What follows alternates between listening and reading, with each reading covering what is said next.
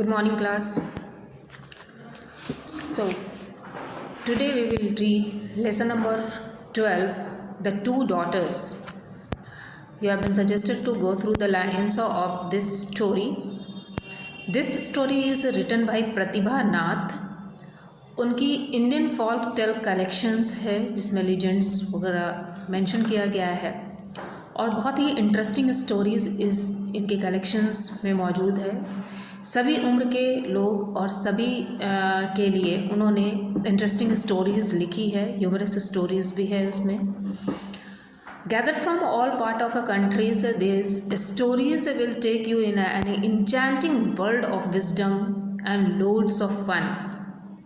इस स्टोरी को पढ़ने के बाद आप अपने आप को स्पेल बाउंडेड महसूस करेंगे। Means you will think that you have been taken to a wonderful world where only the fun and entertainment laughter you can find. So let's start with the story. ये story जो है दो बेटियों के बारे में है और उनके पिता जो कौरवास एक ट्राइबल पीपल थे। अब केरल के ट्राइबल पीपल की एक स्टोरी है। कौरवास जो एक सिंपल आदमी था, untouched by the modern civilisation.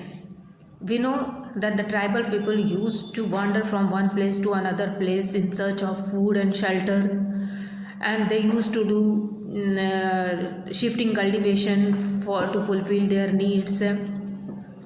और उन लोग जो है मॉडर्न इक्विपमेंट्स का इस्तेमाल नहीं करते हैं, नेचर से ही मिली हुई चीज़ों से अपना गुजर बसर करते हैं।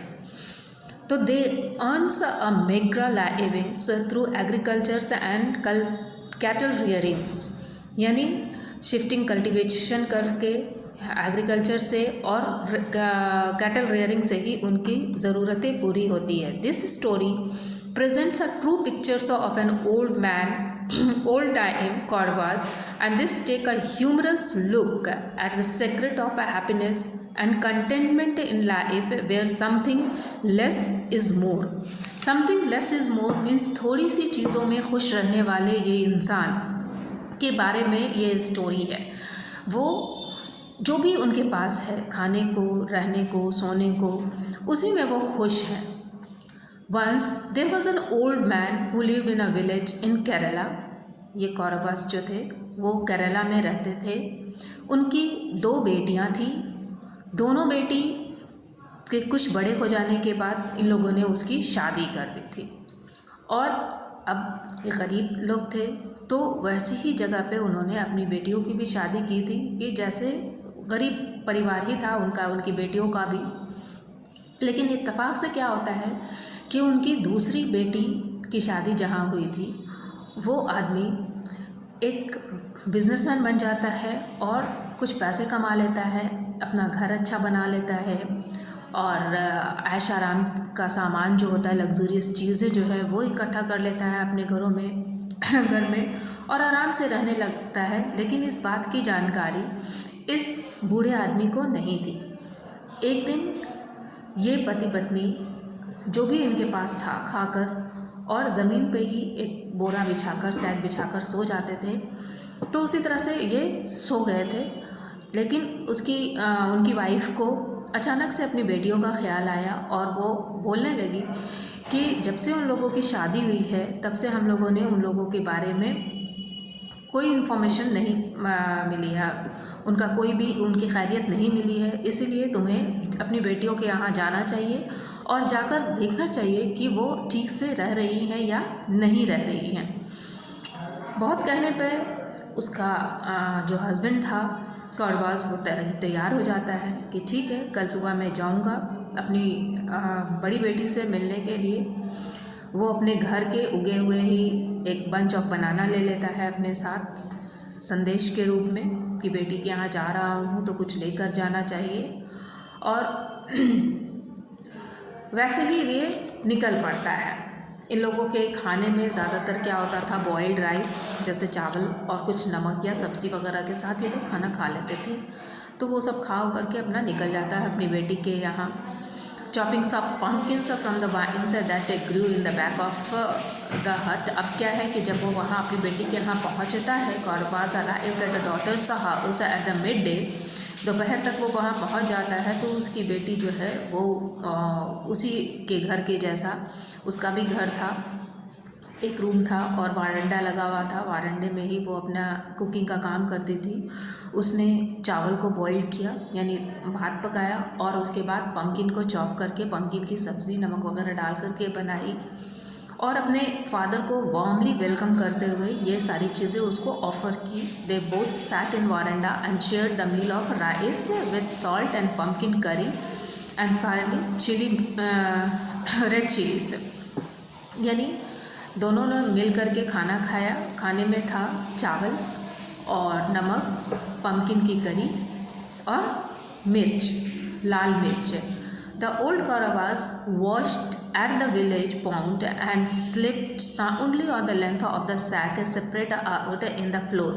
और वहाँ उसको जो सोने के लिए दिया गया, उसने अपना हाथ वाथ जो है जाकर के पॉन्ड में नज़दीक के तालाब में धो लिया और धोने के बाद सोने के लिए एक बुरा दिया गया, सैक दिया गया, वो बिछाकर वहाँ सो जाता है। उसकी डॉटर भी जो है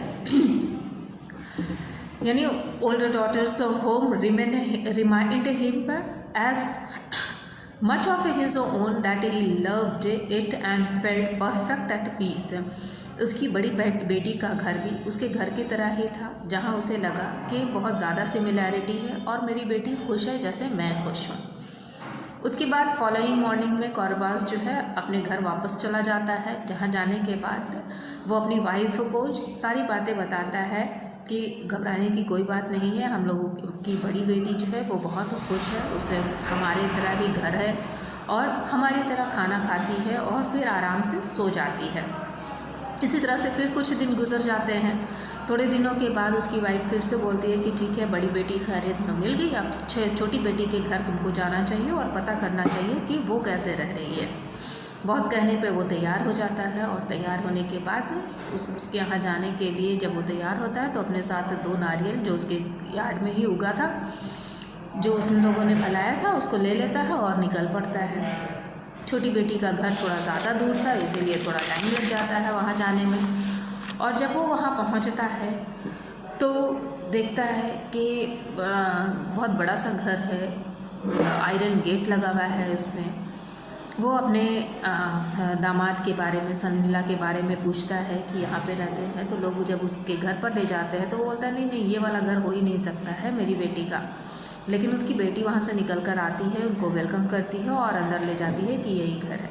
उनको बैठने के लिए जो दिया जाता है वो एक कंफर्टेबल सोफ़ा था जिस पे कुशन लगा हुआ था और बैक में भी कुशन था और सीट पे भी कुशन था। तो कभी भी ये आदमी, बूढ़ा आदमी जो है इस तरह के कंफर्टेबल सोफ़े पे बैठा नहीं था, इसीलिए ये अपने बैक के कुशन को हटा देता है। उसके बाद उसे जो खाना दिया जाता है तो उसके लिए टेबल पे लगता है खाना, बहुत सारी वैरायटीज़ लगती है, उसको खाने के लिए बार बार बोला जाता है और ये बड़ी मुश्किल से उन चीज़ों को खा पाता है क्योंकि वो थोड़ा ऑयली था।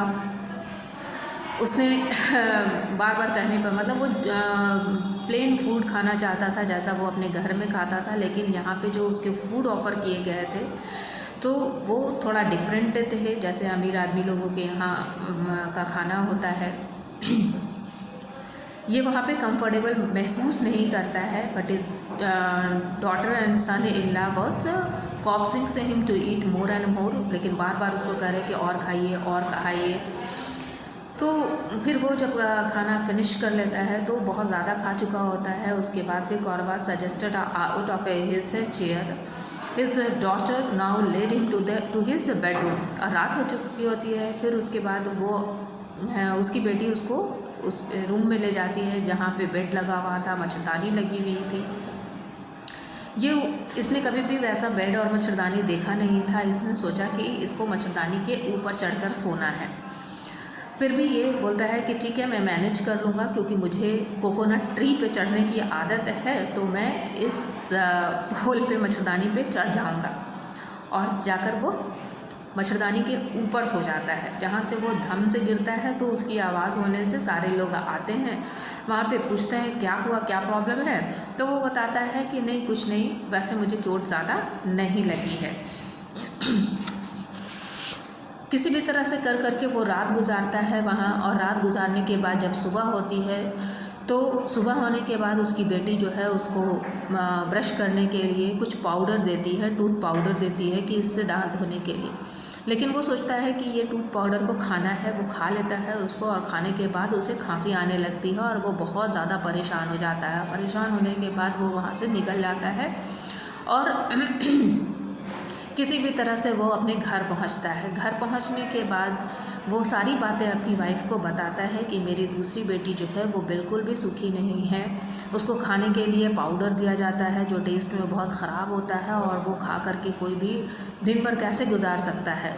सोने के लिए तो जो जगह उसके घर में है वहाँ तो कोई बंदर भी नहीं सो सकता है उस पर, और वैसी जगह पे वो सोती है। दोनों मतलब बहुत परेशान थे अपनी बेटी के लिए। But then Kauravas had enough. He felt that it was dangerous for him to stay in that house, और वो ये भी महसूस करता है कि उसके घर में कोई कैसे रह सकता है, ये बहुत ही डेंजरस है, उसका घर बहुत डेंजरस है। उसकी वाइफ जो है started at hymns and shocked and disbelieve, really she whispered, oh my poor daughter. अब उसकी वाइफ भी दुखी हो जाती है, और अगर ऐसा है तो बहुत अफसोस की बात है। Said the Kauravas, this is not all. The nights are the worst, and one must climb and slip on the strange looking bed. अब वो अपने सोने के बेड के बारे में भी बताता है कि जो उसको ऑफ़र किया गया था वहाँ सोने के लिए, कि कोई इंसान उस पर सो ही नहीं सकता है। Even believe me only a monkey could do it, सिर्फ एक मंकी ही ऐसा कर सकता है कि मच्छरदानी के ऊपर जाकर सो जाए। Thanks heaven I manage to escape without breaking my limbs, और थैंक करता है कि मेरे हाथ पैर नहीं टूटे और मैं वहाँ से सही सलामत वापस आ गया। उसकी वाइफ और वो दोनों जो है फिर से ज़मीन पे ही सैक का बेड लगा लेते हैं और फिर वहाँ पे सो जाते हैं। But their thoughts were with their younger daughters who did not have the good fortunes to be able to sleep on the floor, और अफसोस करते रहते हैं कि बेचारी उनकी छोटी बेटी जो है वो बहुत तकलीफ़ में अपने घर में है। So I hope you might have enjoyed this story, और इसके क्वेश्चन आंसर को करने की कोशिश कीजिएगा। If you will have any problem you can discuss with me. That's all for today. Thank you.